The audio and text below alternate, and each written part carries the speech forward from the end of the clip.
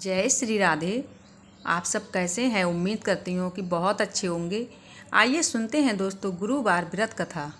जो भक्त श्रद्धा और निष्ठा के साथ बृहस्पतिवार का व्रत रखते हैं और बृहस्पतिवार की व्रत कथा सुनते हैं और केले के वृक्ष का पूजन करके उसकी आरती करते हैं तो उन भक्तों के ऊपर बृहस्पति देव प्रसन्न होकर उन पर अपनी कृपा प्रदान करते हैं। किसी प्रकार का दुख या कष्ट उसे दूर करते हैं तथा सुख समृद्धि प्रदान करते हैं। बृहस्पतिवार के दिन व्रती को चाहिए कि केले के वृक्ष के पास बैठकर उसका पूजन करना चाहिए।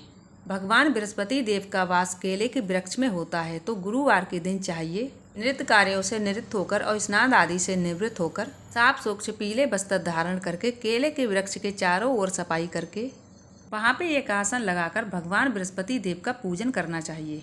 विशेष करके बृहस्पति देव भगवान को पीला चंदन लगाएं, पीले पुष्प अर्पित करें, धूप दीप दिखाकर आरती करें, पीले वस्तु का भोग लगाएं।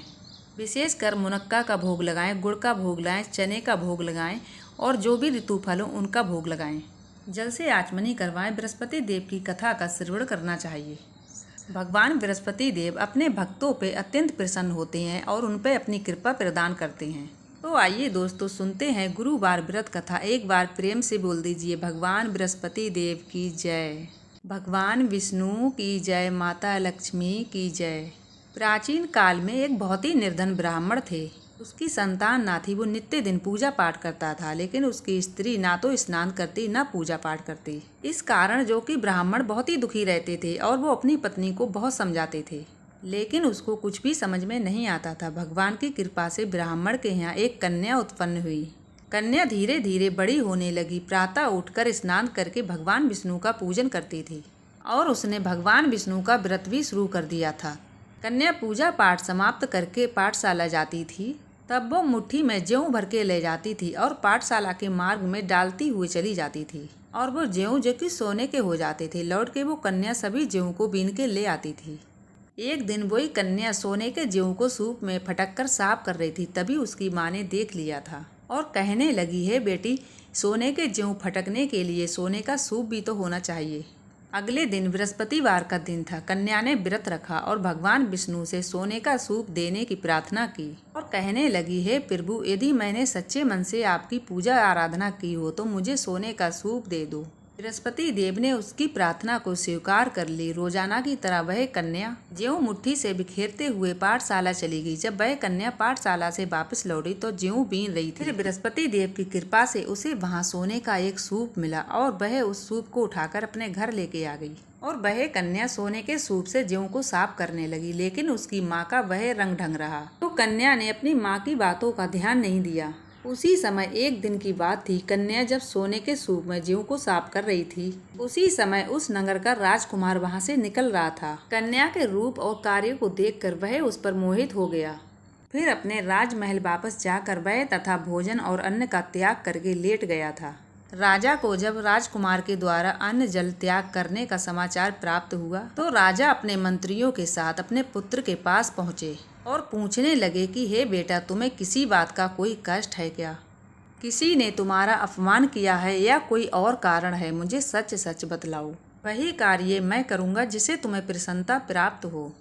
अपने पिता की बात सुनकर राजकुमार कहने लगे कि हे पिताजी, मुझे कोई बात का दुख नहीं, कोई कष्ट नहीं। किसी ने मेरा अपमान भी नहीं किया है, परंतु मैं उस लड़की के साथ अपना विवाह करना चाहता हूँ जो सोने के सूप में ज्यों को साफ कर रही थी। राजकुमार ने उस कन्या के घर का पता भी राजा को बतला दिया था। फिर राजा ने मंत्री को उस ब्राह्मण के घर भेजा। मंत्रियों ने राजा से बार बार निवेदन किया कि अपनी कन्या का विवाह राजकुमार से कर दीजिए। फिर खुशी खुशी ब्राह्मण की कन्या का विवाह उस राजकुमार के साथ हो गया। कन्या का उस घर से जाते ही ब्राह्मण के घर में पहले के जैसे ही गरीबी का वास हो गया। एक दिन दुखी होकर ब्राह्मण अपनी पुत्री से मिलने पहुंचे। कन्या ने ब्राह्मण का हाल देखा और अपनी माँ का हाल पता किया। तभी ब्राह्मण ने कन्या को अपने घर का सभी हाल बता दिया। फिर कन्या ने बहुत सारा धन देकर अपने पिता को विदा कर दिया। लेकिन कुछ ही दिन बीतने के बाद फिर से वही हाल हो गया। ब्राह्मण कुछ समय के बाद फिर पहुंचा कन्या के घर और कन्या कहने लगी कि हे पिताजी, माँ को आप यहाँ लेके आ जाओ। मैं उन्हें बृहस्पति व्रत की सभी विधि बता दूंगी, जिसको करने से गरीबी दूर हो जाती है। ब्राह्मण देवता अपनी स्त्री को साथ लेकर अपनी पुत्री के राजमहल पहुँचे। फिर बेटी अपनी माँ को समझाने लगी कि हे माँ, तुम प्रातः काल स्नान करके तुम बृहस्पति देव का पूजन करो, बृहस्पतिवार का व्रत करो, तभी सभी परेशानियों का निवारण होगा। परंतु उसकी माँ ने बेटी की एक भी बात नहीं मानी। वह प्रातः काल उठकर अपने पुत्री के बच्चों का जूठन खा लेती थी। एक दिन उसी कन्या को बहुत गुस्सा आया और उसने अपनी माँ को एक कोठरी में बंद कर दिया और प्रातः काल उसे स्नान करवा के उससे पूजा पाठ कराया। फिर उसकी माँ की बुद्धि ठीक होने लगी और वो नियम से पूजा पाठ करने लगी और प्रत्येक एक गुरुवार को व्रत भी करने लगी। फिर इस व्रत के प्रभाव से वह मृत्यु के बाद स्वर्ग को गई। फिर वह ब्राह्मण भी इस धरती पर सभी सुखों को भोग कर स्वर्ग को प्राप्त हो गया। तो इसी प्रकार से जो भी भक्त सच्ची श्रद्धा के साथ गुरुवार का व्रत करते हैं, भगवान बृहस्पति देव का पूजन करते हैं, कथा श्रवण करते हैं, भगवान की आरती करते हैं, इससे भगवान बृहस्पति देव अपने भक्तों के सभी प्रकार के दुख और कष्टों को दूर कर देते हैं तथा सुख समृद्धि का आशीर्वाद प्रदान करते हैं। उम्मीद करती हूँ कि आपको ये कथा जरूर पसंद आई होगी। पसंद आई हो तो वीडियो को लाइक, चैनल को सब्सक्राइब जरूर कर दिया करें और कमेंट बॉक्स में जय श्री हरि विष्णु लिखना मत भूलिएगा। मिलूंगी ऐसी अगली वीडियो में, जब तक के लिए जय जय श्री राधे।